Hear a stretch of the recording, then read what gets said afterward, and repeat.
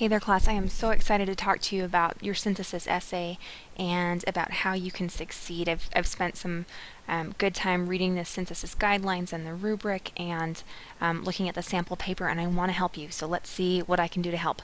By now you've read the synthesis guidelines. You've hopefully pulled up the rubric. The rubric is right below the synthesis guidelines. There's a little button that says rubric. You open it, and you can see how your paper is going to be graded. So we will look at this after I make some general comments on the essay. We will look at the rubric and compare it to the sample essay and see how the author did. Okay, so let's go ahead and I want you to only move forward if you have read the analysis guidelines and you have read this rubric and you have read the sample paper. If you've done those three things, move forward and let's look at the paper together. The first thing I want you to think about is, why was this essay selected? It isn't, if you come to the same conclusion as I do, it's not a perfectly crafted essay, and so it's a shame to me that this is the one that's in our classroom. But why do you think it was here? I think it's written beautifully. There are some just gorgeous lines in here. The student obviously really grappled with the texts, and the synthesis section is excellent. So I think that's why this essay is here. But I hope you don't take it as a perfect essay just because it's a sample. So let's go ahead and go through it together. My video is not showing the running head, but of course note the APA and how that's all done. And let's move forward. So the author hooks the reader, talking about this iPad, iVillage, etc., and then poses a question. How does one discern truth with so many conflicting, incomplete, and or false information? Okay, remember the synthesis question, which we're glad is here, needs to be answered by the thesis, and this is the problem. I posted the synthesis question not answered by thesis. Revise the synthesis question to something like, what should be considered as one searches for truth? Because that's the answer. While he focuses on this and Nibley focuses on this, both men insist that this is important, and in pondering their approaches, three principles emerge around finding truth. There's a difference between this and this, knowledge comes with this, and one must be able to trust the source. Okay, so if this thesis is to stay as it is, and you probably are inclined to do that because it's organizationally already set up that way, you need to make sure the question asked is answered here. So this thesis can be answered by this question: what should be considered as one searches for truth? Okay, so that's a major thing that would need to be fixed. Make sure that your synthesis question is posed clearly and that you answer it clearly. As I've talked to a couple of you about your thesis and your issues and questions, we start with, how can I learn more? How can students learn more when there's so much that they have to learn per class or whatever? Make sure that you cast it in third person once you're done. Initially your thesis might have been, I can learn more as I do this, this, and this, and then you just recast it into third person voice. Students can learn more as they do this, this, and this. One must be able to do this, and you just keep it in third person. I've spoken to a couple of you about first-person voice versus third-person voice. I am okay with you sharing personal experiences, but this essay is cast in third-person voice, and it does a really nice job of still talking about the most important things without saying I, we, our. So just consider this. I think if you want to be very professional and academic in this piece, you can keep it all in third person, and that would be great.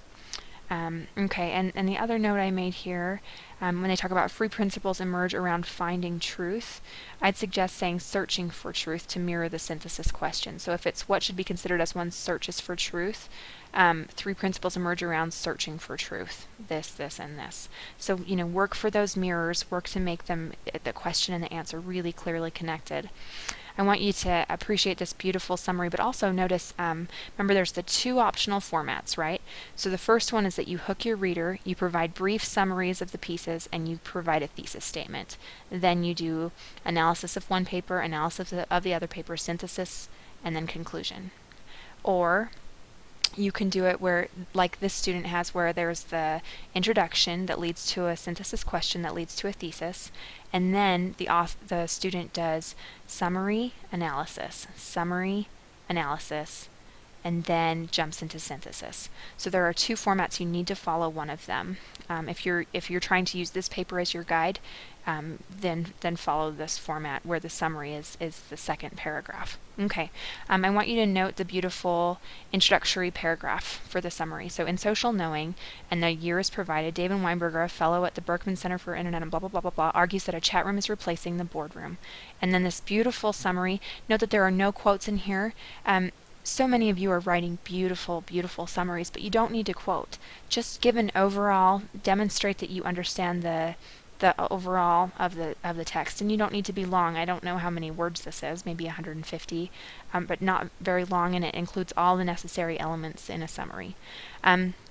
And then the student gets lost. Okay, as we've talked about, this should be the topic sentence for his analysis of Weinberger's piece. He's already done a summary, so now we're looking for analysis. He should be demonstrating how Weinberger answers his question. So, you know, if we're pretending that his question had been what should be considered as one searches for truth, he should say something to the effect of, Weinberger feels that people should consider these things as they search for truth. They should consider this and this and this and this. And you just report on what Weinberger says. How would he answer your question? Instead, you can see what the student wrote about. It's just kind of off topic, interesting but off topic. So stay on topic, show how Weinberger answers the question. Then you move on to the second article. This summary is a bit longer. I wrote here, good content, but how could he revise this for clarity? If you try to read it in one breath, you have no chance. It just goes and goes and goes and goes. But remember, all you need to do is introduce the author with the year, the credentials, and the argument made, period. And then you just do a brief summary, again, you don't need to do any quoting. You maintain that third person voice and you're done. And then I just made a little comment about the typos. Thus, man must allow zeal and true knowledge guide him back to God. He has several typos, misspellings, she. It's so beautifully written, but there are a couple things where you can help each other find those. I will say, though, when you are reviewing each other's synthesis sections, don't focus just on, oh, there's these typos and you need to put this in, because that's not the whole point. The student wants to get a great grade on this paper. So you need to be using the rubric. You know, look at the actual rubric to determine how well the student did. Focus on the big picture, because that's where the points are going to come. It's not going to be the little nitpicky typos. That's not going to be where most of the points come from. Okay. So then going back, how is this topic sentence? So now that the student has done a summary for Nibley, now the student is going to do an analysis section. Okay, so we're looking for how does Nibley answer the question. She says, Nibley relies heavily on sufficient and relevant evidence to prove that man's nature requires knowledge and must seek it out at all costs. This is saying that man's nature must seek it out at all costs, which is sort of awkward phrasing anyway. It doesn't answer the question. And then this section, you can read it and enjoy it, and you know it's well written, but how does it tell us how the author answers the question? And then I said, how did he do in this portion of the essay? And to me, it's nice information, but it is kind of off topic. Okay, then I say his topic sentence for the synthesis section linked to the thesis, but note how the words are different here, and this is a big faux pas. After reading both articles concerned about finding truth, a clear first principle emerges. There is a difference between information and truth. That's a nice sentence, but look at the thesis. The first point in the thesis was there is a difference between knowledge and information. So you've got to mirror your thesis. Be very clear as you launch into your synthesis section. Let's see if I can find it. Up here. Okay. So yeah, you got to make sure that you're mirroring your thesis. This phrasing, information and truth, should be changed to mirror the thesis. Otherwise, the reader may conclude that the essayist thinks truth and knowledge are the same thing. Sorry for the typo, which has never been stated. Also, the order's flipped. So that's important. Make sure that you're mirroring. But then you got to admire the beautiful synthesis. Note how the student integrates Nibley's feedback and comments and Weinberger's feedback and comments to demonstrate this one central point that the author believes is true. Or that the student believes is true. And then look at this gorgeous transition. And these are transitions you'll need to. This process, finding, organizing, and applying information, can happen in a group via social networking or as an individual who thinks and ponders. This leads to the second principle toward finding truth, blah, blah, blah, blah, blah. Okay.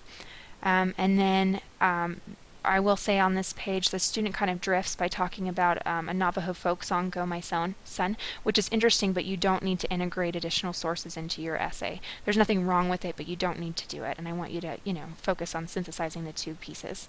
Okay, the student wraps up these thoughts, and then look at, again, this great transition. Ultimately, it will be an individual choice, so it helps to have some trusted advisors along the way. Then the third principle in establishing a baseline of truth on the web is know if the source is trustworthy, because not all sources are equal. And then they do these great quotes, and I love this question and analysis. This may be true when debating the migration pattern of birds, but what of moral issues? No, this should not be done. And then the thoughts are developed more. There's only one block quote that I know of in this whole, and block quote means long quote that's longer than 40 words, and there's just one here, and it's a good one. And then it sums up. So that's just looking at the essay as it is with the references. Now let's quickly look at the rubric and see how the student did. Okay. So if we look at analysis and support in analysis, the paper provides a clear and insightful analysis by comparing and contrasting the author's similarities and differences when answering the issue question. Do they show how the different authors answer the question? Support. Paper always provides compelling and accurate evidence to support the individual claims of each author. Fantastic. And when we say support, that doesn't mean it has to necessarily be quotes and quotes and quotes. It can be paraphrased, and then you just do, apostrophe, page 34, period. And parentheses, period. I think I said apostrophe instead of parentheses, but you know what I mean. You can do paraphrase and then parentheses, page 34, and parentheses, period. Okay. And then the next part. So that student did not do well on this section, huh? Next section. The student has effectively integrated the two sources into a dialogue with each other. Using the two texts, the author synthesizes a unique answer to the issue question. And yes, a resounding yes. Okay, now look at paragraphs and coherence. Paper contains a clear main claim. Okay, so this is the thesis that clearly states a claim with all reasons for the evaluation. I know that's kind of ugly language, but this is what the rubric means. In the thesis, there is a main point. Three principles emerge around finding truth. Okay, so this is the main claim. There are three main principles: X, Y, and Z. And so you look and see, is that in this essay? So you've got a main claim that clearly states a claim with all reasons. Okay, that's what that means.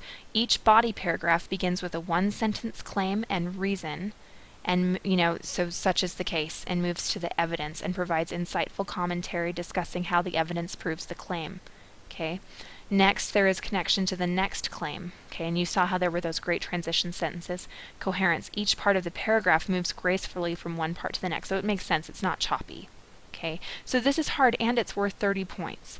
So I want you to really focus on making sure you have a clear thesis that has those claims and reasons, and that each body paragraph begins with a one-sentence claim. The author answers the question by discussing this, this, and this. And then you show it with evidence. Okay, so follow this really carefully, really clearly read these things.